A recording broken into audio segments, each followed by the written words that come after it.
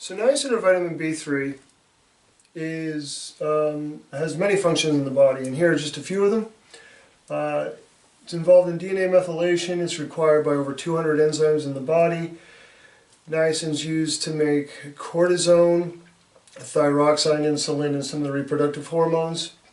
It's also used to protect genetic material from viruses, drugs, and certain toxins. And it's also used in cellular respiration as part of the coenzyme NADH and the high-energy reduced form NADH+, which is nicotinamide adenine dinucleotide. So DNA methylation, pretty much when a gene is methylated, that means it can't be transcripted, but it also helps prevent viruses from cleaving the DNA, as well as having drugs and toxins interfere with the gene's function. It silences the gene. That's what methylated DNA is, usually a silenced gene. And thyroxine is a hormone found in produced from the thyroid. It's denoted as T4, or a tyrosine surrounded by 4-iodine. Tyrosine is an amino acid, and it's converted to T3 in the liver. And both of these hormones have relatively the same function in the body, which maintain a healthy blood pressure, healthy heart rate,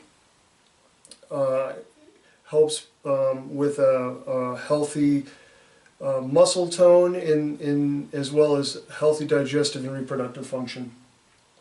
Cortisone is a steroid-based hormone that is involved in the metabolism of fats, protein, and carbohydrates. Cortisone is also used to help maintain a healthy kidney function. And insulin is critical for glucose metabolism.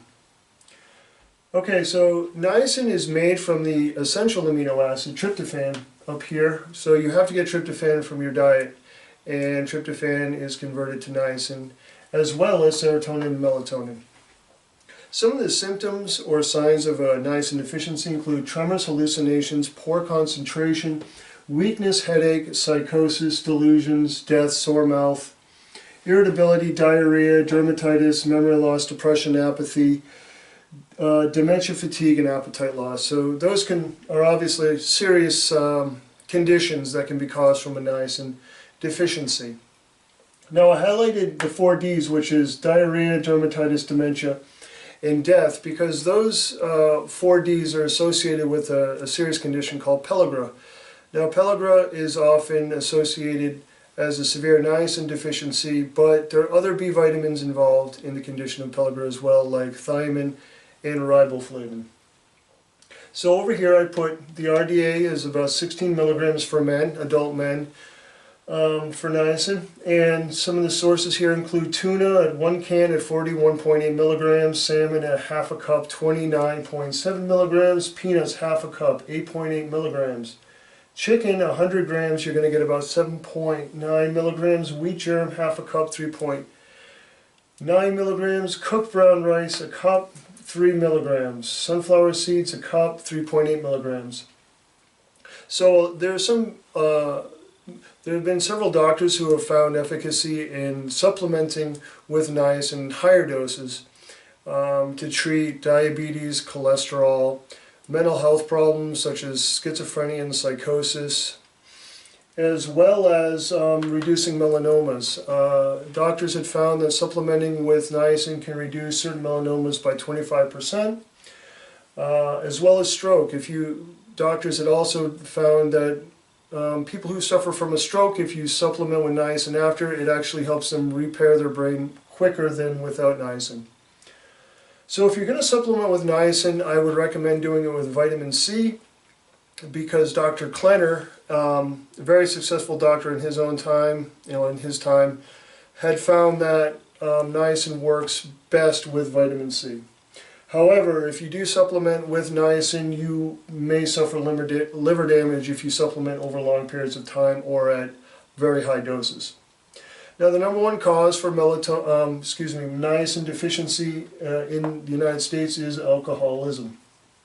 So, Dr. Abraham Hoffer was a very successful psychiatrist He treated thousands of patients with schizophrenia with high doses of niacin, up to 3 grams a day per a lot of his patients. And he co-authored a book called Feel Better, Live Longer with Vitamin B3. And it's just, well, it's not just, but it's a list of case studies where he effectively used high doses of niacin to treat schizophrenia, addiction, Parkinson's, Alzheimer's, anxiety, and cancer. It's a pretty good read. It has a nice introduction as well. And if you are interested in supplementing with niacin, I recommend Solgar. It's a good brand. This is 100 milligrams. I'd recommend starting with 50 milligrams and take it with food. Or you can get a B complex. I like Douglas Labs. It's going to give you niacin as well as a lot of the other B complex vitamins. And if you do take niacin as a supplement, try to take it with food and make sure you get vitamin C, because you can have a flush, you can have some tingling on the skin and some reddening of the skin as well, which can be quite extreme for some people. So anyways, that's pretty much a snapshot of niacin. I put the structure up here. It's an amine with a carboxylic acid off to the side. So everyone's got to get their niacin. So I hope this has been helpful. Thank you.